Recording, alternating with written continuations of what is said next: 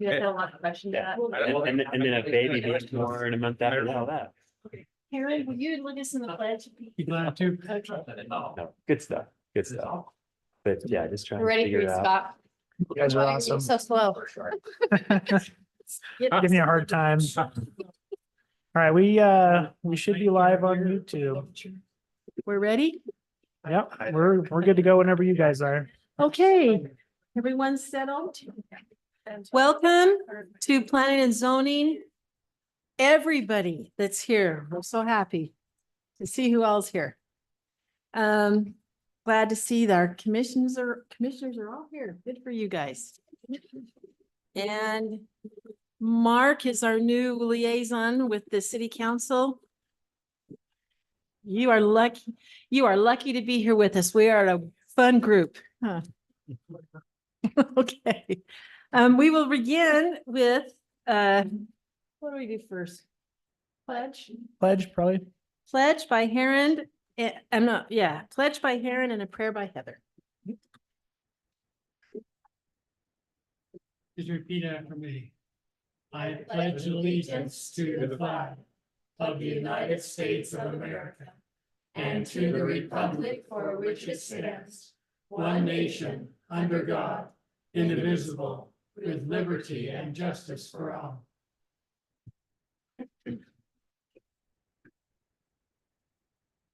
Our Father in heaven, we are grateful to be here this evening. We are grateful to gather to discuss the important needs and community in our community. And we are grateful to have so many dedicated people focused on improvements. We pray that we will be mindful of all of the citizens and the needs and demands that our community may need for us to discuss this evening. And we pray for these things in the name of thy son, Jesus Christ. Amen. Amen. Thank you, Heron and Heather. All right, we need to adopt the agenda. To have a motion to adopt our agenda. I motion to adopt the agenda. Second it. Okay, Heather made the motion and Heron seconded to adopt our agenda for tonight, February 22nd. All in favor? Aye. Any opposed? Great. Agenda is adopted. All right, we have several minutes that we need to approve. And we can do them all at once unless anybody found anything that needed to be changed and haven't talked to Marie yet about it. I thought so. All right, if then we can do all of these. Do we need to list all the dates out? Yes, do I need to do that? Okay, Okay, because I can't remember exactly. and we will do, I have them online. They're in our drive, yeah. Can we just reference the drive?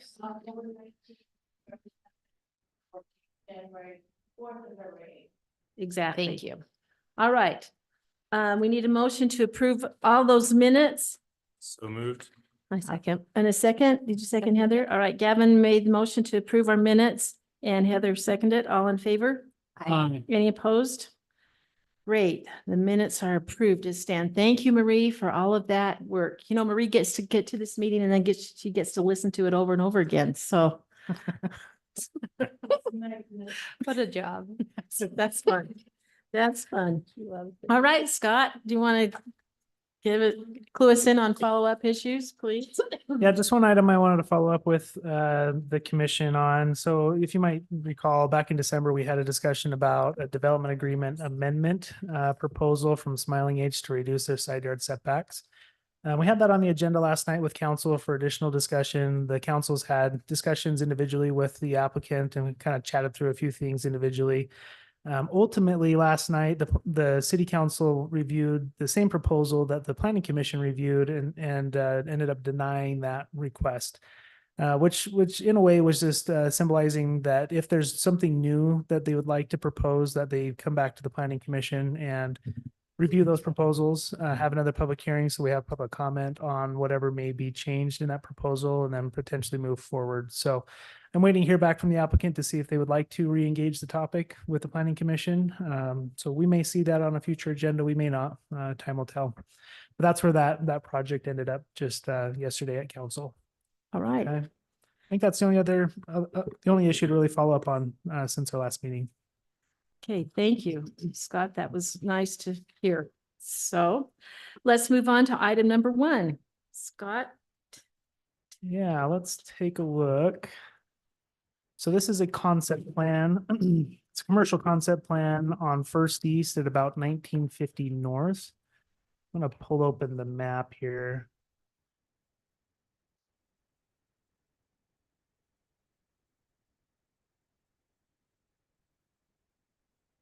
We'll look at it from an arrow just so everybody knows where we're looking. This is a commercial subdivision. It's 3 lots that's proposed. And it involves an area of town that has some existing development on Main Street. So these 2 parcels ending in 0008 and 0068 are owned by Rocky Mountain Power. They purchased these parcels not too long ago. I'm going to kind of flip back and forth between the staff report and the aerial image. There's an exhibit in the staff report. It's on the 2nd page. Blow this up just a little bit. Just wanted to give you a little bit of history on this. Rocky Mountain Power continues to own a parcel off of 4th East. It looks a little bit like a flag lot. They purchased this many years ago as a potential location for a future substation. The substation at the mouth of Green Canyon is nearing capacity. It currently handles all of our electrical load throughout town. And Rocky Mountain Power, looking, several decades back, was looking at an opportunity to build a new substation. When and if our current substation ran out of capacity, which we're nearing that time period. So initially, when they had purchased this parcel, this was before our last general plan back in 2013. The general plan went through, considered this whole area as a city center, and that vision was kind of formulated at that time. And seeing that was, a higher density residential area, this location for an electrical substation and power lines on 4th East to the existing transmission lines on 1800 North really wasn't the best suited location. And the city worked with Rocky Mountain Power to say, hey, the community has a different vision. Is there any way we can find an alternative? So when the time comes to put in a new substation, we have maybe a plan B. And Rocky Mountain Power is great to work with. This all obviously predates my tenure here at the city, but from my understanding, they work very collaboratively with the city to find an alternative site that was still able to distribute power where the future demand was going to be located, which obviously is here in the city center where there's a lot of anticipated future development, but also on our west end with our heavier manufacturing and commercial. One of the things that they wanted to identify in an alternative location was that it's not too far removed from the existing distribution network and the transmission lines that exist on 1800 North. You guys are probably familiar with those power lines. So the distance off of 1800 North to this, Plan A site is about the same distance as it is, for the Plan B site. And they wanted to make sure it was cost effective because any additional cost just gets passed on to their consumers. So this particular land use, a substation in our zoning ordinance, requires them to go before the city council for what's called a special use permit. It's kind of like a conditional use permit on steroids, where the land use authority is the city council as opposed to a conditional use permit that comes before the planning commission. And Rocky Mountain Power came before city council a couple months back and finalized that request and was approved for a new substation right at this location. So it's kind of on this eastern portion of these 2 parcels that they now own. So with the use having been approved through the city council, now the next steps for them to move forward is to take this property and subdivide it into a single developable parcel for the substation, but then also reconfigure the lot lines in this area to potentially sell or lease these locations to the existing tenants or future tenants. So I'm going to hop into the proposed concept plan, and then we'll kind of look at a few other items here so you can kind of see the proposed layout. So this is Exhibit C in your staff report. So you kind of see this portion here is that second parcel. that we were looking at on that south portion. And then we've got this northern portion here, that's that existing parcel. There is that building that is currently occupying the frontage on Main Street. There's some older sheds that kind of run towards the rear. Those are planned to be demolished. And ultimately, Rocky Mountain Power plans to hold on to obviously the parcel with the new substation improvements, but then would likely either sell or lease these two parcels for future commercial use. So that's the concept in the highest level. So we've got 3 parcels. They'll actually be lots. So right now they're labeled as parcels. They'll be developable lots once the subdivision runs its course. But we want to make sure that this concept meets our zoning. We're at a concept for the phase of review. Does it meet the zoning? Does it meet those requirements in concept? So that's what we're looking at as part of this review. Guys, any questions up to this point on general layout and kind of why we're looking at this in the first place? So I have a question. So what about the original lot? So they still own it. They will likely liquidate it, or they may hold on to it, but for now they have no plans to use it. It'll likely just sit as an ag parcel that's being leased for ag purposes. Okay. They've been approached by several would-be developers and have not shown any interest in parting ways with it. Yeah. I don't know if it's because they have a plan for it in the future, or if it's not burning a hole in their pocket per se. Yeah. Well, and maybe once this gets all approved and done, they'll be more apt. Yeah, I think that's probably true as well. So, I mean, they're an enormous organization. They have land holdings everywhere, so it isn't Yeah. likely a priority for them. But there's no special permit use for that land as a substation right now, right? Correct. Nope. Nope. All right. So now where was the building on 008? There's a building there? So there's actually 2 structures. There's this existing facility here.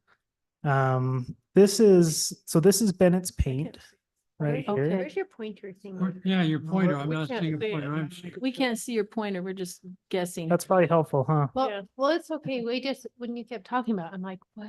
I kept thinking, I know. I don't Sorry. know no one else could see it, but I was like, what am I missing? I was I like, thought it was fine. We're keeping it a secret. You could see it. It was great. Whether it was just me or everybody else is same boat. Everyone seems so engaged with it. That's like, power. That's why I got out my paper to see if I Already go. could see better. Go back.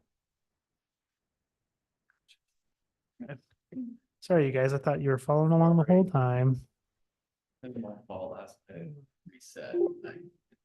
We were just a little confused, but it's okay. Just a quick question. Access to these lots? Yeah, we'll talk about that. Okay.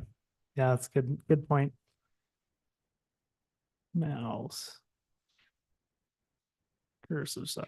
all There we go. recognize this one. You all Oh, recognize. yeah. Let's go Yes, down a That's little the bit more. bet. Yeah, That's good. Okay, where does it? perfect. All right. Yeah. Thanks for pointing that out. Good at remembering. That was The a vet few clinic. months ago at the vet clinic. Right. That Yeah. this is it. Was that where they wanted to Yeah, go with it? it's that flag, yeah. Yeah. All right. Maybe a little bit easier to follow along, right? Okay. Yes. Okay. So these are the There's a 2 pointer. parcels. Okay. Rocky Mountain Power now owns Thank both of you. these. Now we're gonna catch up. Yep. So on this northern parcel, there's two structures. There's this commercial building, and then they're kind of like old sheds in the back. The intention here is that these would be demolished and the site would be, taken to a point where it could accept a future development proposal, a commercial development. The substation would occupy this rear portion here. And it's actually a little bit more than just there. I think So- it actually comes up to this point, this full piece. So do they own the property where Bennett Paint is then? No, so Bennett's Paint is right here. Oh, right there. This Yeah. is this whole thing we're looking at. Okay. Oh, that's, okay. And just south of it is the Red Balloon Toy Store down one. Yeah. more. So Yep, where's this one. what's the tire store? It's farther. That's It's further. farther north. down? Yeah, Okay. I forget which tenant's actually in this building. There's Okay, that a- makes sense to me. There's a children's children's theater company that uses the space under the white there. Over here. Yeah. Interesting. Okay. Yeah, there may be more than one tenant in here. And the intent would be that they would continue to occupy those spaces, but the ownership of the property underneath may change. Rocky Mountain Power may go ahead and sell that. I don't think they have any interest in being landlords. So these are the two subject parcels, and over those parcels, that's where we see this configuration. Okay. So there'll be a smaller parcel, kind of where those the western portion of those sheds are that would occupy right here. Oh, that's where that Breeders Association had It may be, that property. Yeah. Someone remind me what the full name of it was. Might be the only Okay. one. you might be the one who knows. You might be. Okay.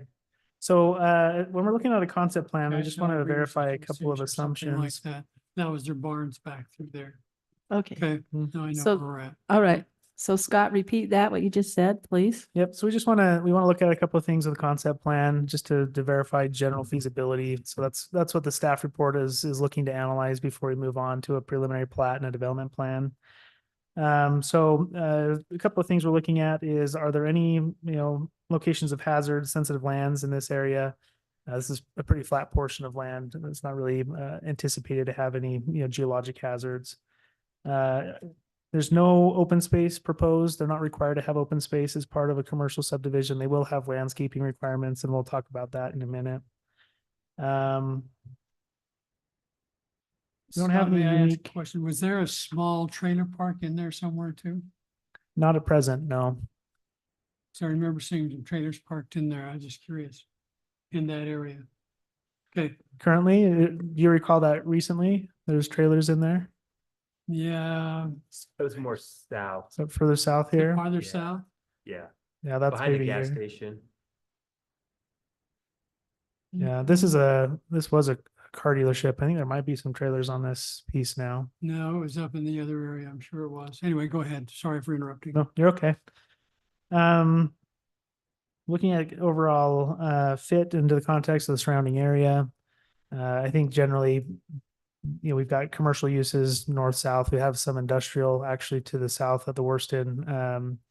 This is the Cache Valley Machine Right. complex owned by Worston Properties.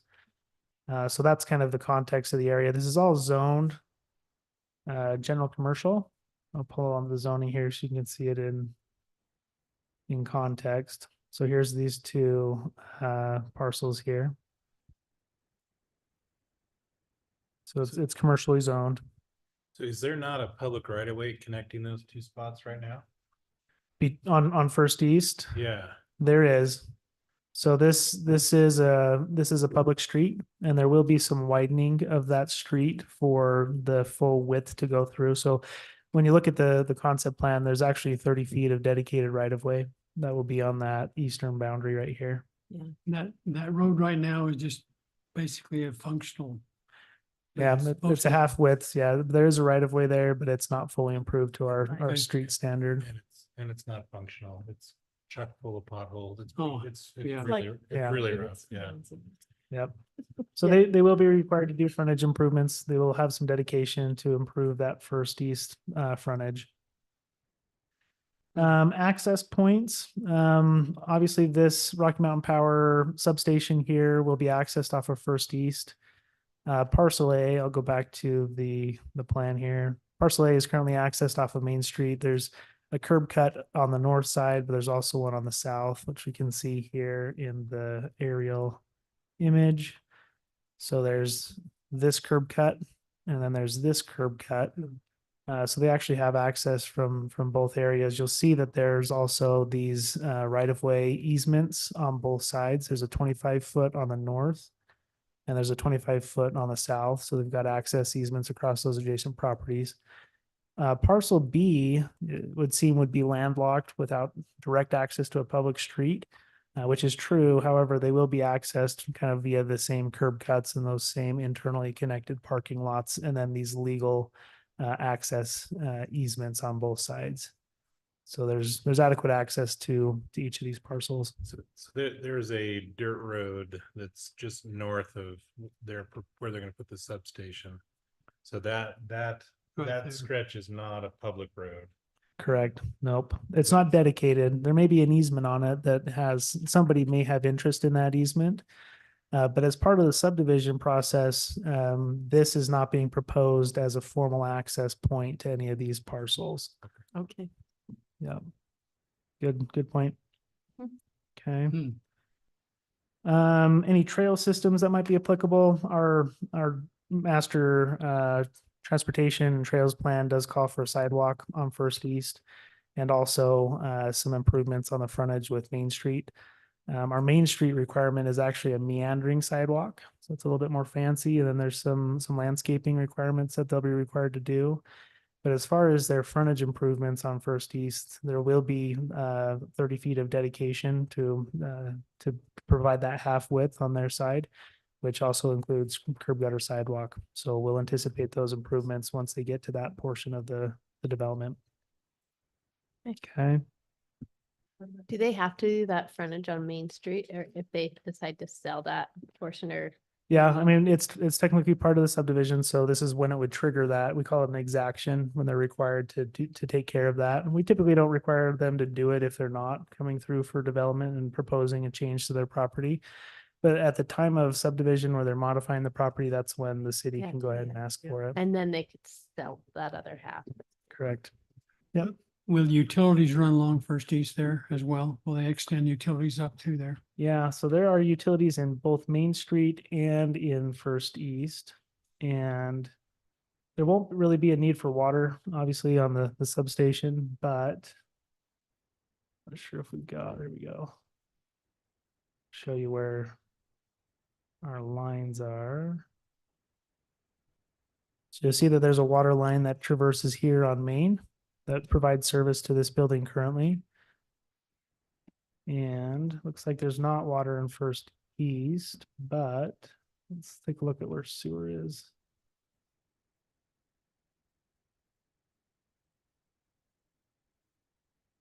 Looks like that one's going to be on Main Street as well. Yep. So we'll need to pull water sewer back to this interior lot. We'll see those details in more detail with the development plan. That's the next phase of review. We want to make sure that they have, access within a reasonable distance to these facilities, which they do, but we'll get into those nitty-gritty details further along. Do you know where they're gonna run the high voltage transmission lines to the substation? Yep, so they're gonna run them along. So obviously they currently go down 18th East. Yeah. So they'll go along First East and connect into the substation. They're gonna be on poles or they're gonna underground them? Poles. Yep. So they'll be up high. They'll come through First East and they will tie into this substation. And then from there, they actually go along this northern boundary and tie into their lines on Main. So there will be power lines that go to this point on that northern boundary. You don't have any regulations requiring undergrounding? Not these, so they're transmission lines. These are very high voltage transmission lines. For any residential development, that's the case. They do have to put them underground, but this is kind of a unique, critical piece of infrastructure that they do go above. They can go below. They can. It's expensive. It's extremely expensive, right? We don't have anything in our ordinances that force them to do so. There's also a cost. And I don't know all the details. There's some protective language at the state level that, when it comes to like a public utility service, we can kind of negotiate with them to ask them to move it one place or the next. But if there's, a request from the city that substantially alters their preferred location, then they could ask us to participate in the costs associated with, moving it from one site to the next. I don't know the exact details on, burying of power lines and, the cost associated and whether or not the city would bear any of that responsibility. So just for this, if we would like them to bury the lines, we have to pay for that. That's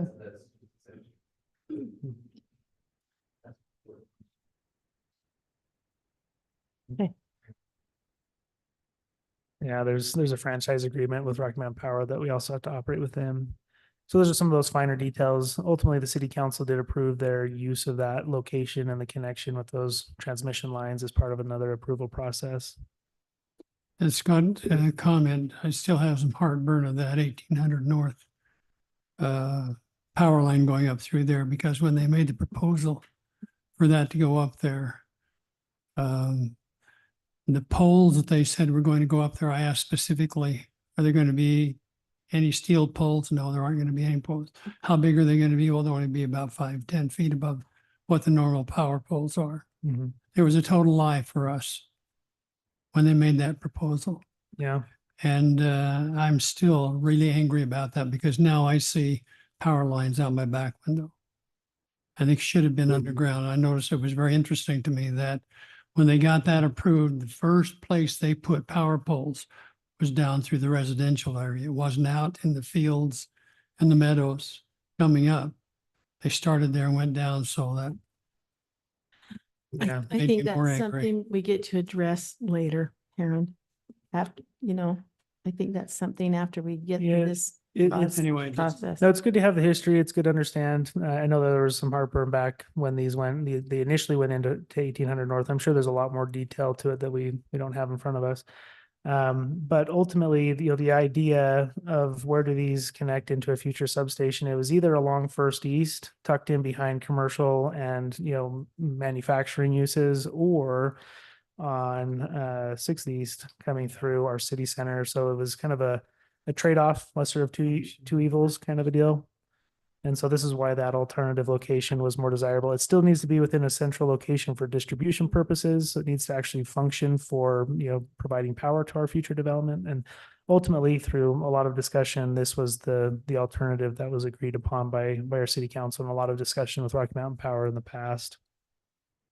So no, but I think that's good history. It's good to kind of keep those things, in front of us to see, what came before us and why we're here now and how we got to this point. So I appreciate that, Heron. Okay. Let's look at a couple more things real quick. Zoning, we talked about. Commercial general. There's no minimum lot size for commercial general. There's no minimum lot width. It's basically, a proposal in a commercial zone is, if you can fit the building on the parcel with its parking and landscaping requirements, then you're doing okay. So we don't dictate what the parcel sizes should be. Timeline for development, we anticipate they'd probably get started in this coming summer months. They'd like to get that power station moving forward. Kind of talked a little bit about water and sewer. They do plan to provide a soils report. They've mentioned that in their application, so we'll look forward to seeing one of those come along with some of the next portions of review. We will want to see some drainage and grading plans, water conservation plans. That was actually one of the things that we discussed with the city council, was how they were going to landscape this substation. And they've essentially, agreed to provide a very water minimalistic landscape, maybe a little bit of drip irrigation, but that's about it. So they have a lot of rock mulch, and they've got some fencing to screen this power station. But as far as the rest of the subdivision is concerned, we'll have some frontage improvements and some landscaping up front. But from a water conservation perspective, the landscaping will be fairly minimal. So that'll be helpful with our water conservation desires. No floodplain issue in the area. No floodplain in this area. Our floodplain's mostly, over near 16th East, between, the mouth of Green Canyon, kind of trickles down to 16th. There's nothing really in this area for wetlands or flood zone. So really not much of a concern there. Or groundwater concerns. Yeah, I mean, groundwater does become a little bit more of a concern out here, but most of these are surface, on grade type of development. No basements are being proposed. So slab on Good. grade. Yeah. Let's see, a couple other things I want to talk about. No open space. I think those are the high points. In concept, we know that this meets all of our zoning minimums. We'll get into more detail with connections to utilities, right-of-way dedication, frontage improvements with our next phase of review. But do you guys have any questions about kind of the nuts and bolts on this concept plan? Okay, sure. How would that access the corporate flag? This piece right here. The subdivision that block doesn't have front Mhm. It could, if we want to. So with flag lots, we have a section of code that basically says that we try to restrict them as much as possible. And there's some criteria in the ordinance where there's a couple of findings that we would want to say there's no real easy access to this land, and it may be restricting them to future development if they're not able to get a road through. We can take a look at that in more detail. I'm not sure necessarily that it's something that in this type of situation in a commercial zone, that it's problematic, but Limited residential. I don't see this limited residential. Maybe we could- yeah, let's look at them real quick. Let's go into, because that might be something worth putting into our motion if we're concerned.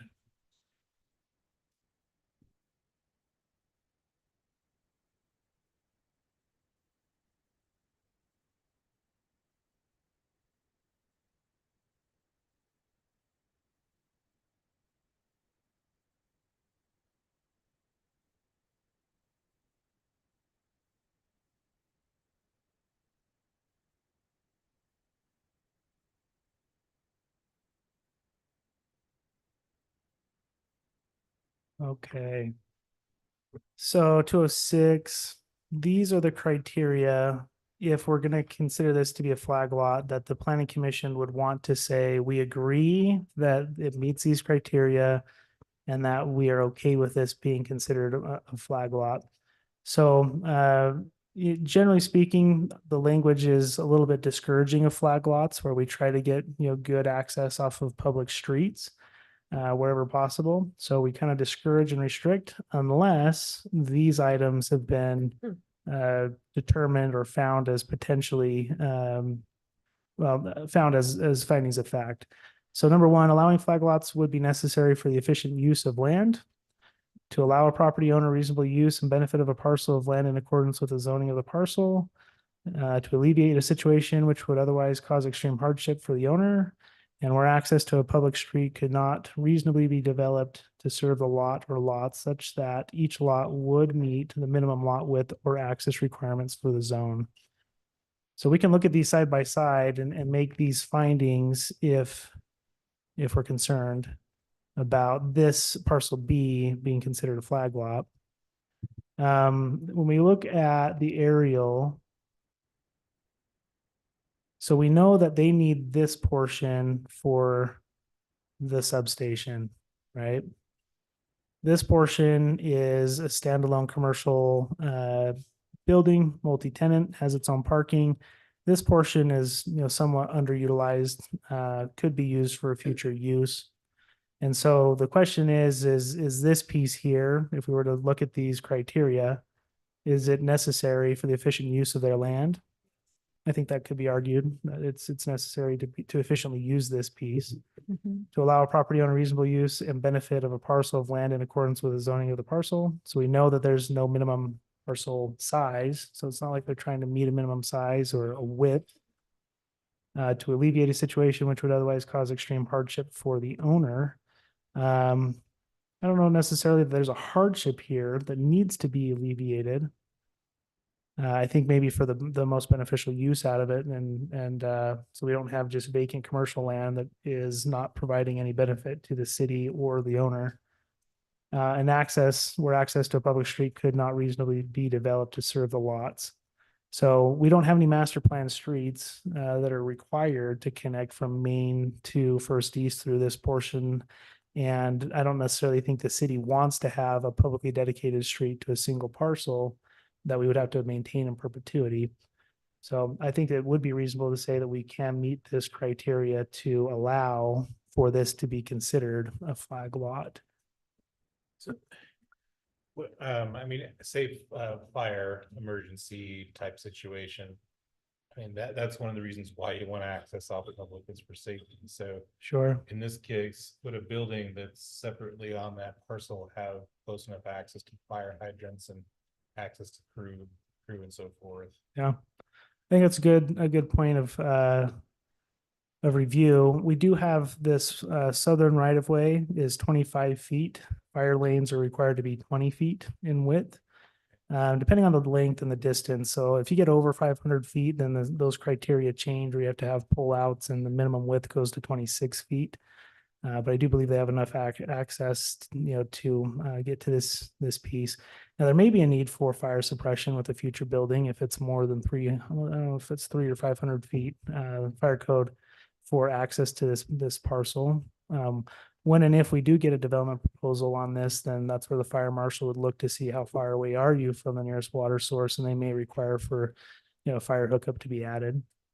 The one thing maybe why I'm having a little bit of a hard time calling this a flag lot is because traditionally a flag lot has a stem that is part of the ownership of that lot. It's like their other lot they're Just not like the using. other one. Yeah, yeah. And I don't think it's incorrect to call it a flag lot. It's just traditionally this is where you see the flag stem being fee title ownership. Where we try not to do this, we try to have, most lots fronting on a parcel. In commercial spaces, this is also unique because you'll see that we have, let's find a good example on Main Street. I'm gonna go further north.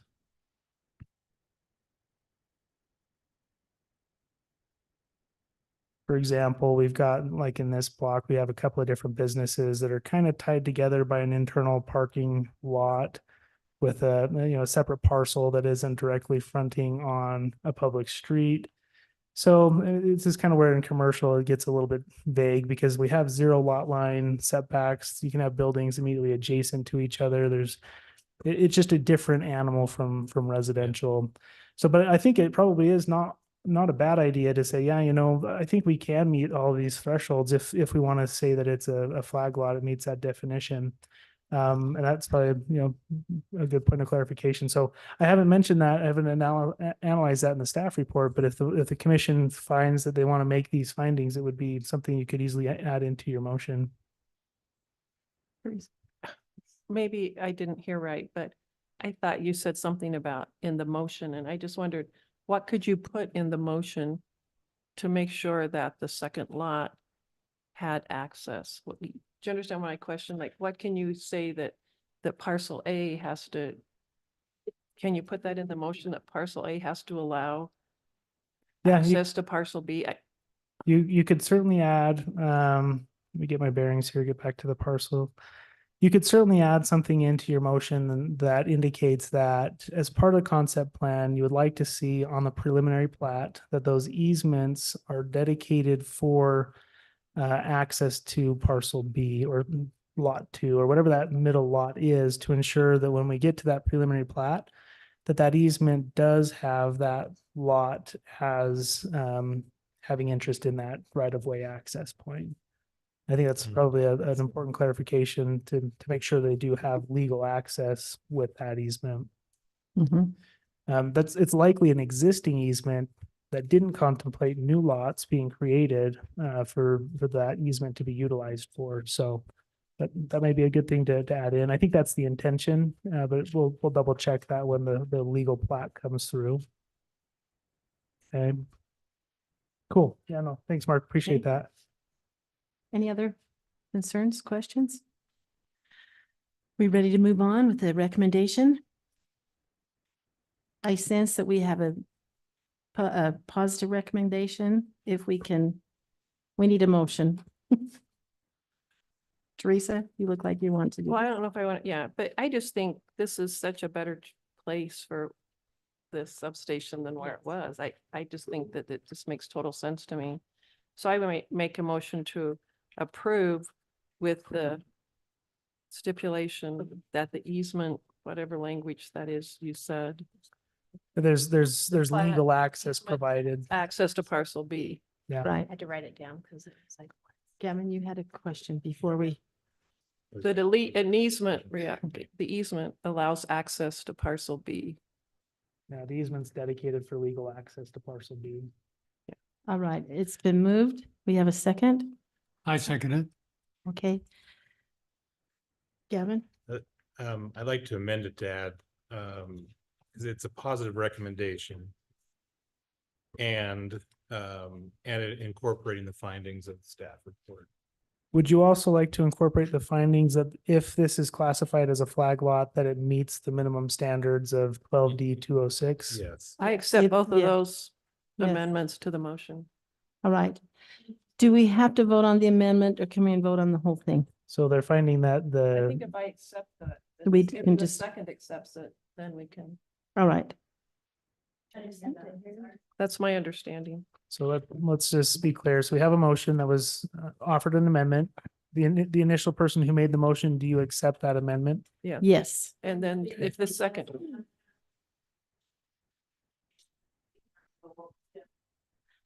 So it was, Of the city Yeah. staff. it was three things, that it's a Yeah. positive recommendation. That we're incorporating the facts and findings from the staff report. And that if this parcel is considered a flag lot. The easement. And the easement, and the easement for lot, that- B. That was in the original. yeah. So the amendment was flag lot and Flag we'll lot, accept the city, the, the Facts, findings, fact conditions of the findings, staff the- report. yes. it's a big motion. Wow. Hey. You get all that? That has been moved.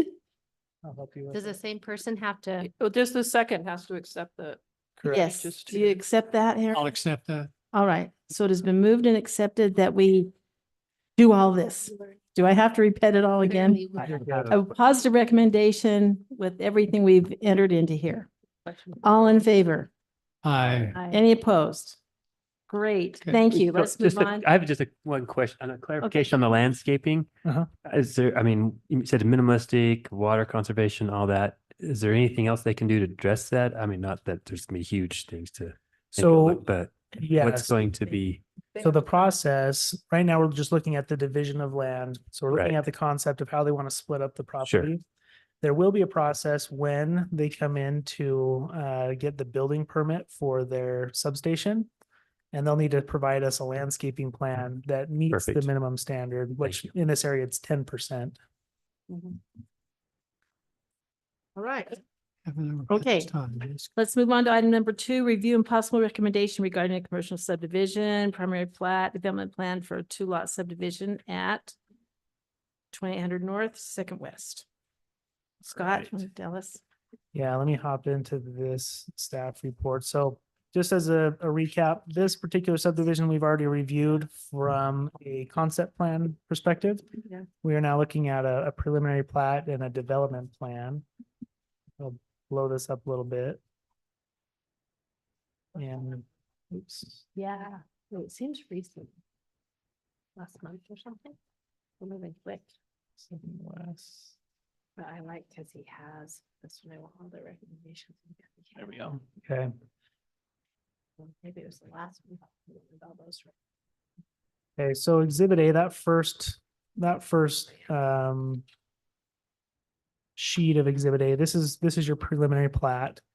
This is actually developed a little bit further along than preliminary plat. The applicants trying to expedite this process so they can hit their development window here in the spring. So they've actually submitted more than what we would traditionally see on a preliminary plat, which is great. You know, more information is good. What we're looking at here, you know, we had this single lot subdivision. Initially, we wanted to break off this single lot, but as we got into it a little bit more, it impacts the sock factory adjacent and its property lines, and there's some adjustments that are being made between these two to fit it all.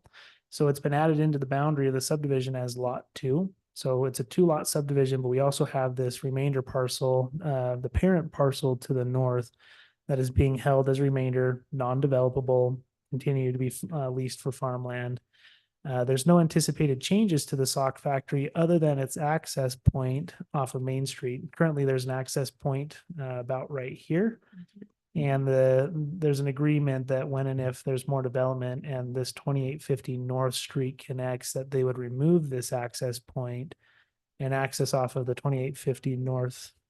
It improves safety, it improves a lot of aspects, and we're excited to do that. So that's the one change that lot 2 will be seeing is its access and a little bit of an adjustment with where the property lines are coming to allow for 2850 North to line up square with the existing intersection on Main Street and also on Second West. But then we're creating this not quite 6 acre lot for that Rush Fund complex development that is coming in. So on a preliminary plat, we're looking at a couple of things. Making sure that the plat itself has all of the information that we need, the signature blocks, they have the dimensions are called out, we have ties to local monuments from just a pure surveying perspective. We want to make sure we have all of our measurements and our boundary lines correct and accurate. But we're also looking at the development plan. And the development plan is where we get into a little bit more detail on infrastructure and frontage improvements and a few of those elements. So the biggest improvement here is 2850 North. Second West is actually already installed with exception to a sidewalk along the frontage on Second West. So we already have curb gutter sidewalk, the asphalt's already in, so there's not really any more road work to do on Second West other than add the pedestrian connection with the sidewalk. However, all of 2850 North is needing to be installed. What we anticipate happening, we're actually in negotiations with the property owner to the south. There is some implications as to how that road lines up with existing property lines. And we need their participation in order to get this road to connect all the way through. However, if we're not able to have them come through and help us out, then we'll likely work with just a half width improvement on the north side as opposed to the south side. So what we're basically trying to accomplish is that we at least get the half width improvements on the north side of the street. So that's the asphalt, curb gutter sidewalk, street trees, those types of things on the north side of 2850 North. Okay. Looking through here, these are more engineering style drawings where we start looking at slope and width and connections of all the above. Okay. Let's see. So as you'll recall, back when we had the concept plan come before the Planning Commission, there were a couple of studies and reports that we had either waived or required as part of that concept plan. One of the reports that was required was a soils and geology report. And that document is being provided to our engineer for review on it's a very technical type of a document, but it informs the construction, the foundation plans, the road and how to compact the road to where based on the underlying soils, the road won't shift or have issues long term. So that report will be provided to the engineer for their detailed review. In addition to a soils report, a grading and drainage plan. What we're looking at is the grading and drainage of the public street network. There will be a separate grading and drainage plan on the site improvements themselves. So once they come with a full site plan for their parking and their landscaping, then we can calculate their stormwater runoff and how much they need to accommodate in their detention basins. And so that's a little bit more site specific to the lot improvements itself. As part of the subdivision, the development improvements are really just their frontage and their roadway improvements. So we want to make sure that we know the grading on the road, which you can kind of see here with the topography as overlaid on the street. We want to make sure that there's stormwater capacity, and stormwater for the street will be accommodated within the right of way in either the curb and gutter or in detention boxes or catch boxes that then convey the water through infrastructure to another location for detention purposes. One of the requirements was a water conservation plan. And with a subdivision, a commercial subdivision, you may recall we passed certain requirements for what they're allowed to install for landscaping. There was minimums. So we know in this zone, which is general commercial, that they have to have at least 10% landscaping. But of that 10%, we have to make sure that that landscaping is irrigated with secondary water. We're not using culinary water on that landscaping. We have to make sure that the lawn or turf areas will not exceed 20% of the total landscaped area. On our turf areas will not be less than 8 feet wide at their narrowest point, and all park strips will not contain lawn or turf. Those are those minimum landscaping standards we talked about last year, part of the state required minimums in order for us to participate in some of their water-wise incentives. So from a water conservation plan perspective, this particular subdivision will comply with those minimum standards. And this is something that we will be verifying when they come with a site-specific plan for landscaping. Okay. But secondary water is one of those things we want to make sure that they're using. A streetlight plan is also required, and if you look really carefully, you probably won't be able to see it just given how small the text is. There is an anticipated streetlight on the corner of 2850 and Second West. There's one proposed mid-block at this drive entrance, and then one at the intersection of 2850 and Main. So those streetlights will have to meet our minimum standard for the actual fixture itself. But those are the placements and part of the plan that they're going to need to use going forward. Okay. You guys have any questions on the preliminary plat or some of these improvements and how the road's going to connect through? Okay. So the next step for this subdivision, pending a recommendation from the planning commission, is to have approval from city council. When and if it's approved by city council, then they will move forward to construction documents, which is an even more detailed set of engineering plans, which does not come before the planning commission. It just is reviewed by our staff engineer, Public Works, myself as a planner. And then they produce a final plat that we then circulate for signatures and recording. That final plat is then what creates the new legal descriptions and creates these lots as they're depicted on the preliminary plat. Okay. From there, we see building permits and we look at the site-specific designs. We verify landscaping and all the above. So just so everybody knows where we are in this process. Okay. Any discussions, any questions?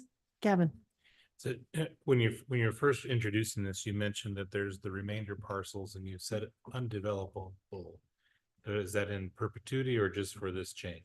Just until they bring it forward and want to, so right now it would not be entitled with any developable entitlements. I mean, it has property rights, so they can develop it because it's zone commercial, Yep. but they're not bringing it through the subdivision process, which then entitles it for particular development Okay. Okay, Thank you. Yep.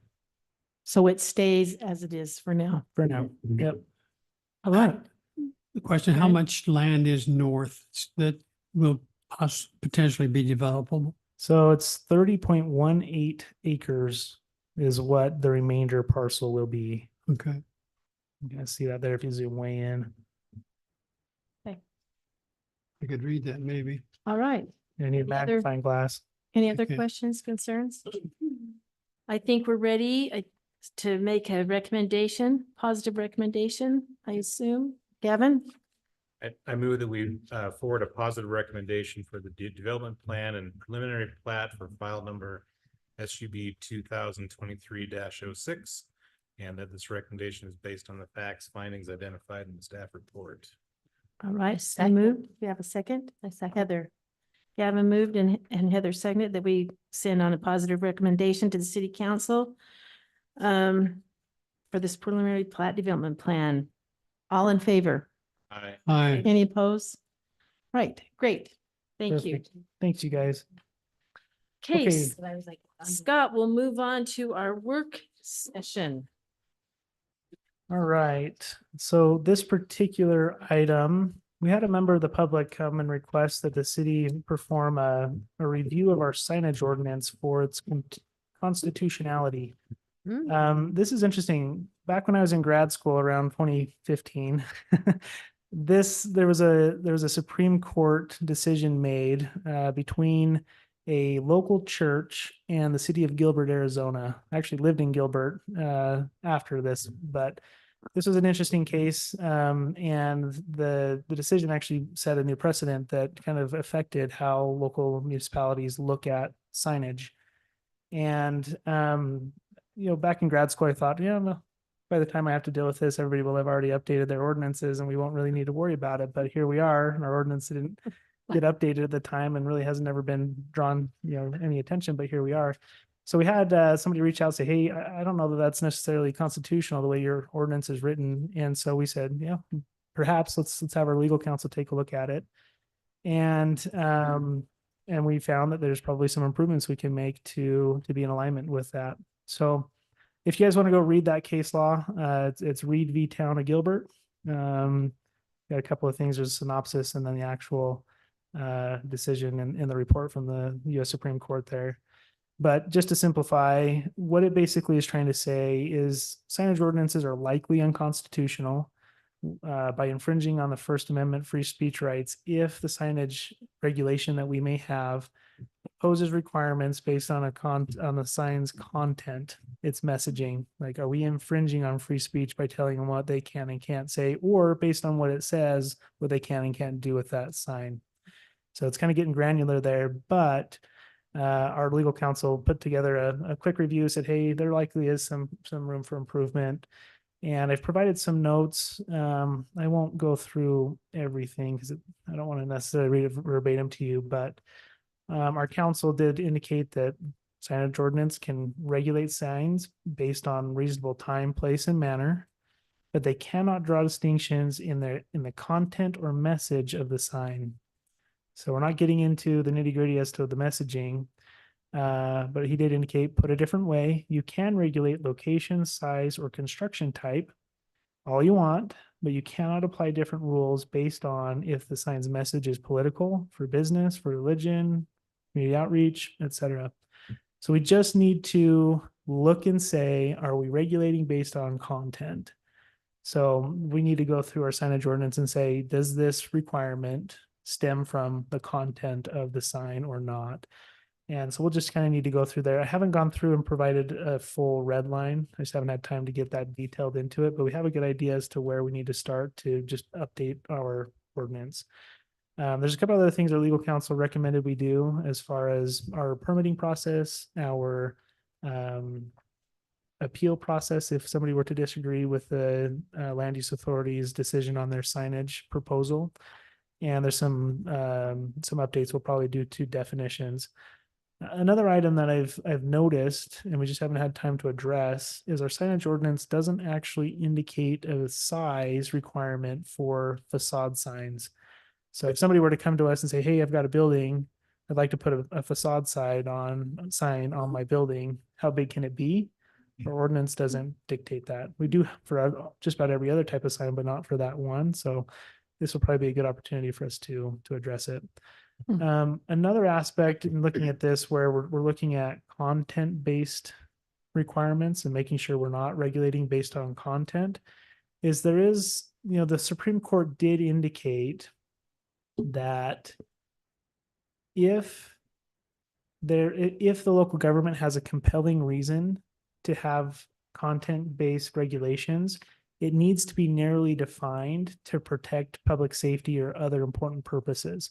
So if we have very specific findings to say, look, we're not going to allow signs that have profanity, pornography, illicit images or products, then we can do so, but we have to very narrowly define why we are regulating that, and it needs to be tied to the greater good of the public. And they basically said compelling interests for public safety. So I think if we tie it to safety, welfare, or protection of the public, then we can define what those are.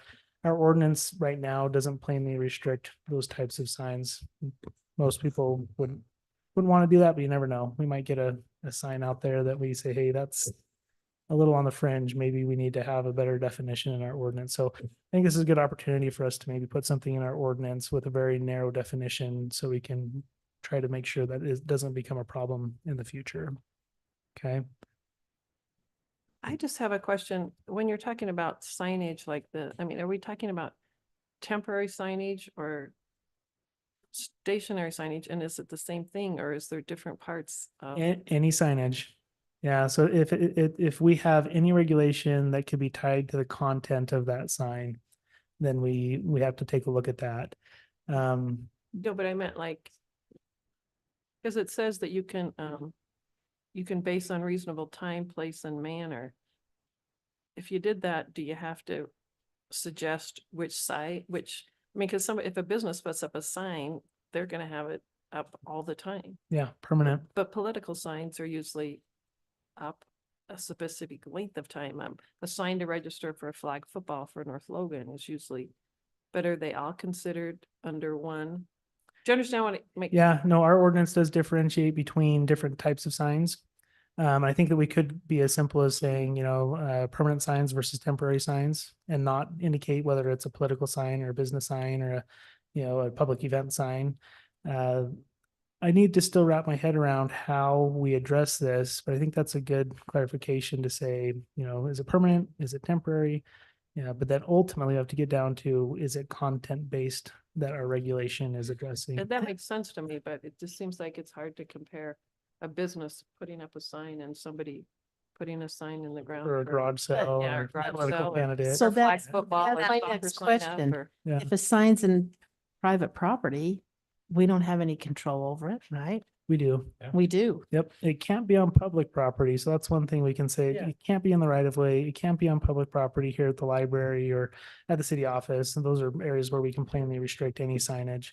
But if somebody puts a sign up in their yard that we think is profane, we Then can need go to in and say, define- we can find them. No, we need to define that. We need to define, yes, Yeah. I'm hearing two different things, Carlton. It's just like. fine. Okay, Yeah. But does that distinguish between all these 12C605, 12C601, all those things may be addressing different signage? Is that? Correct. where we Yeah, we have distinguish it's it? ratified in our ordinance. Yep. So this is just very preliminary. This is something we're gonna need to dig into, and I just haven't had time to go through and look to see where in our ordinance, maybe we have content-based regulations.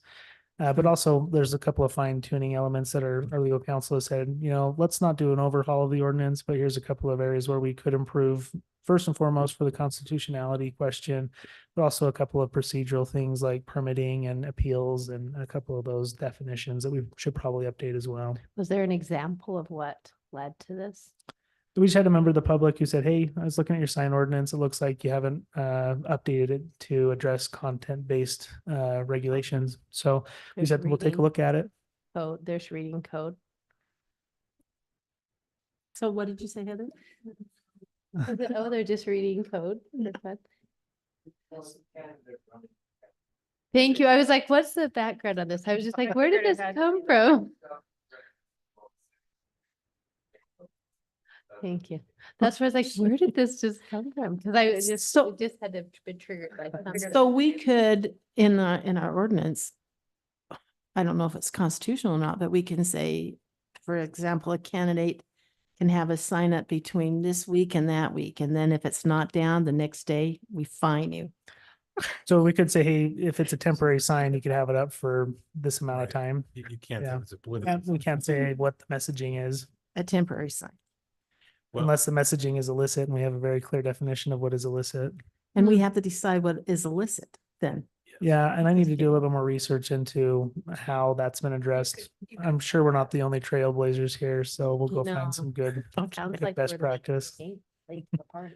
This is a little deja vu because when I was on at city council in another location, we did this there. So, Oh, good. so Hey, one of the things that they discussed and might be interesting for people to think about is if you can't regulate on content, they were worried about having a temporary sign that is left up consistently. Mhm. And so the way that they handled that was a definition of the construction type of the sign. Mhm. If the sign is a plastic and aluminum frame, A yard sign, a typical yard sign. right? A-frame sign or. Yeah, and is it made out of wood and materials it's made out of and signs that are typically temporary don't have good solid construction. And so they limited time and place based upon construction type Mm. as one way to drive how they rewrote their ordinance. Yeah, get away from the content-based requirement and more, what does the sign look like? And is it intended to be permanent or temporary? Yeah, Well- and I read our ordinance that you had attached, and there's areas where we say that a home business can put up a business sign in their yard. Well, that's content based, right? So can they put up a same political sign? How big can it be? Can I say I don't like my neighbor sign, right? All those kinds of things. Yeah. So But I wonder if I wonder where the line is drawn. Maybe we can say you can have a home-based business sign, but we don't tell them what they can put on their sign. That's where we need to see where's the line drawn. Yeah. what becomes content based, because I still think that you can say like a freestanding business sign, it's associated with a business next door, but we're not telling you what you can and can't put on that sign. I don't know. That might be a point where we need to just kind of dig into these details. This is very technical. When anything goes to the Supreme Court, it's because it's very technical, and I think we can make this simple, but at the same time, getting into some of the language, I think can be hard to What- so- differentiate the gray. What if we have timeframes and then they can take it down for one day and restart their 30 days? Like that's just allowable. So there's Yeah. really no guide.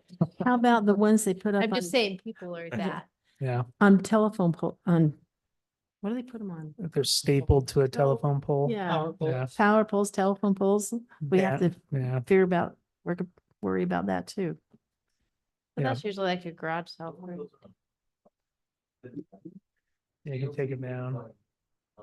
Don't make quick money. They go for all of this. Oh. They go to using park strips. Mhm. Okay, Yeah. so you can take it. Yeah. Yes, it does need to, for those that can look in different cars, different situations, there needs to be differentiation between temporary and permanent. And what is temporary, and what is. Yeah. And you can say like, residential zones, total signage can't be more than this many square feet and you, because that's, And then the people that put them up, like for a political campaign, they would need to figure out what the regulations were before they did this. Right? Or they could be fined. So that's interesting. Yeah. Yeah, I think these are. I all want good to fine questions. everybody, yeah. And I Think kind of that feel way, like but- we may want to draft something and then send it back over to legal to have them say, did we hit the mark here? I mean, are we missing something Yeah. that might still be construed as content based? So we'll dig into it. I wanted to kind of introduce this as a first work session as I'm wrapping my head around it myself, and then we'll have more discussions down the road. Obviously, this is a legislative item. This is a text amendment. So at some point, it'll have a public hearing with the planning commission and then be approved as an ordinance through city council. But we'll get there. We wanted to make sure that we at least explored this and updated it as necessary. So we'll see more of this in the future. Okay, Okay. interesting. All right.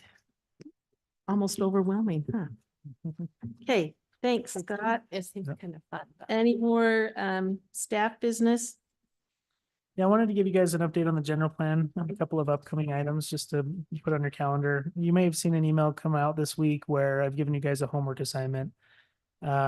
We need a couple of eyeballs on our draft surveys. So I've actually given this homework assignment to our city council, the planning commission, and also the steering committee for the planning commission or for the general plan.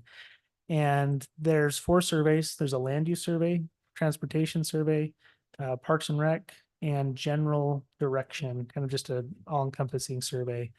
And we need to have your feedback by next Friday, the 1st of March. It gives you about a week and a day. And I I did know it. Commissioner Tired looked at it. Thank you. Appreciate your feedback. You did fine, too. It's It's fast. It's interesting. I found it very interesting. It was, Yeah. it was a fun homework assignment, so you'll enjoy it. And kind of think about, what questions would I like to have answers to? What topics do I want to see, public opinion for? So kind of think, abstractly outside the box, see if there's something we've missed. If there's a survey that you think maybe we should put together and create, because we're not asking the right questions, throw that out there as well. If there's a different way of asking a question, if we want to pose the question so we get a particular type of response, like we don't necessarily want leading questions that lead to a specific response. We want to have it to where, we get good feedback and we're getting the responses that we need to guide opinion and future policy. But that's one thing that we need your help with. The intent here is once we have your feedback and everybody else's feedback, then we'll take the following week to update all those surveys and get them nice and polished. We will have a steering committee meeting on the 7th, and those on the steering committee will look at them as kind of a more final form. We might make a couple more polishes. But the intent then is that starting the week of March 11th, we'll start putting these out to the public as highly advertised. Please come take this survey, and we'll try to do either 1 a week or 2 a week as a way to say, hey, there's going to be multiple surveys coming. But for this week, we really need your help to fill out this survey, and we'll send it through all of our communication channels and try to cast our net as wide as we can. And then over the next several weeks, so between the 11th and the end of March, we'll be getting all of this public feedback and all of these surveys, and we'll crunch the data with then the intent of having a joint work session with Planning Commission and City Council to review those survey results, try to make sense of what the public is telling us, their opinions, start to form this vision of our community down the road. And that will be on Thursday, the 11th. And I sent out a calendar invite to hold that date. I did discuss this with City Council yesterday to make sure that that worked for a joint work session. We had contemplated doing it on the 11th, or sorry, the 10th, which is a council day. But ultimately, we felt like the council agenda might be a little bit too busy, and it probably makes sense to stick with the planning commission because it's technically a planning commission project. It starts with the planning commission. It's vetted through the planning commission. It's recommended by the planning commission before it goes to city council, but we do have these joint sessions to make sure that everybody's kind of on the same page and we're not going down a road that we get a plan put together with the planning commission, it gets recommended to the council and they have a bunch of issues with it. So it makes sense to keep everybody in the loop. We'll want to make sure that we're following it together as both bodies and their unique aspects. Okay. We'll have more joint work sessions down the road, but this is the next steps leading up to this first joint work session. Okay. So it starts with your homework assignment. It's due next week. You feel you're back in college. But no, we would very much appreciate your feedback. So as you're thinking about it, maybe take a quick glance at it, in the first couple of days, stew on it, and then come back and maybe provide any other thoughts you may have. But for sure, we need to have your feedback by next Friday, the 1st. Okay. Good. So that's one. I also wanted to let you guys know, if you open up the Herald Journal, go to the website, we actually have an article in the newspaper. The Herald Journal, I might actually be able to find it. They reached out to the mayor and asked just for some general information of what's going on. Front and center, front page. This actually was published just a couple of hours ago. So feel free to read through this, but it's basically just a high level piece that indicates North Logan starting a general plan. Here's how the public can be involved. Here's the website. Please come and participate. It's helpful. So one more channel of dissemination, getting the word out there. It's kind of funny. When I first scrolled through this earlier, there was, oh, here it is, natural disasters popping up in between. So I thought that was funny. But anyways, take a look. People might start reaching out to you if they haven't been following along up to this point. You may have folks kind of curious to see, what's going on. How can I be involved? And I think the biggest thing that if you're approached by anybody in the public is there's a website, go to it. There's going to be draft documents that are on that website that you can read at any time. They'll continue to be updated as we move through this process. So check back on a regular basis, take the surveys. The surveys will be on the website. It is. Yeah. If you scroll down, it's mentioned a couple of times. And that's really a good place for them to get notifications. They can check that website. They can reach out to our city staff to be put on notification lists if they want to be notified via text message or email. So we're really just trying to get it out there, make sure everybody's aware. If they want to be involved, there's no reason why you shouldn't be. So come participate, stay informed, read the documents, take the surveys. Okay. Great. And then lastly, we mentioned this earlier, the ULUI, Utah Land Use Institute, has a spring conference Friday, March 22nd. It's online. It's between 8:30 and 4. If you guys would like to, I don't know, tune in, have it on the background, listen in. I think this is unique because it's one of the first conferences of this, I call it conference season, where we start to get a debrief of what happened in the legislative session and some of the land use bills that might be impacting land use for the state going forward. So if you'd like to reach out to me, I'd be happy to get you registered. They do give you a free book with your registration. So I guess that's a perk. Yeah, and we will pay for your registration. We do have a training budget. So if you'd like to, the city will pay for your registration. It also counts for your annual training hours. So if you haven't done your training yet this year, you can knock it all out in one go. Aaron, do you have a question? What was the date on that? Friday, March 22nd. Friday, 22nd. So it's online. It's kind of like a Zoom webinar. So if you'd I like to guess go, if you wanted to go to St. George, you can, huh? you could. Yeah, if you want to go down to St. George, it is in person, but they have an online option too. Totally up to you What's guys. the book? It is, let me show you. This is actually a very helpful book. I actually reference this book on a regular basis just because it's kind of like the land use 101 for the state of Utah. Every state is a bit unique and a bit different in their land use law, but the Utah Land Use Institute puts together or has a handbook. Find it.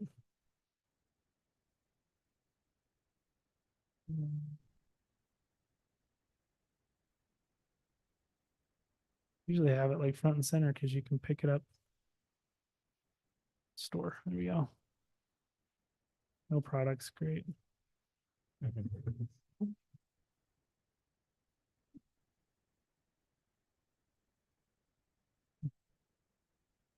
8:30 to 4. Yeah, this is the right website. Mhm.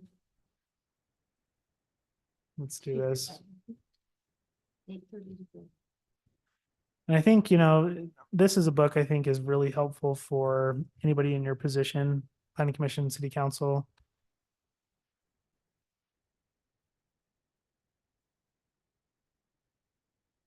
Ground rules, this one. So you get this book as part of your registration. If you were to buy it, it's $21. Registration's $50. So I think it's good value if you wanted to pick this up and read through this.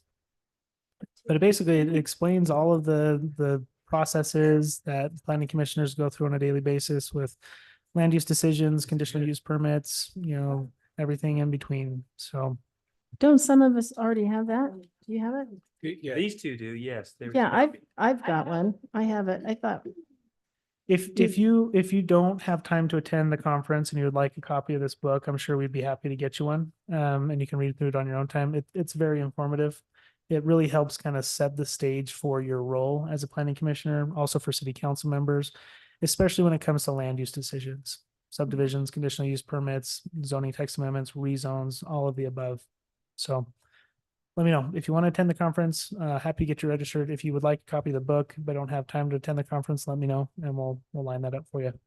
Okay. Okay. Cool. That's it. That's all I've That's got it? for you. like, anything anybody else needs to bring up? All right, our next meeting will be March 7th. We need to have all of this survey done by March 1st. Great, thank you, everyone. We need a motion to adjourn. I so move. Hey, it's been moved and Second. seconded. Second. All in favor to adjourn? Aye. Any opposed?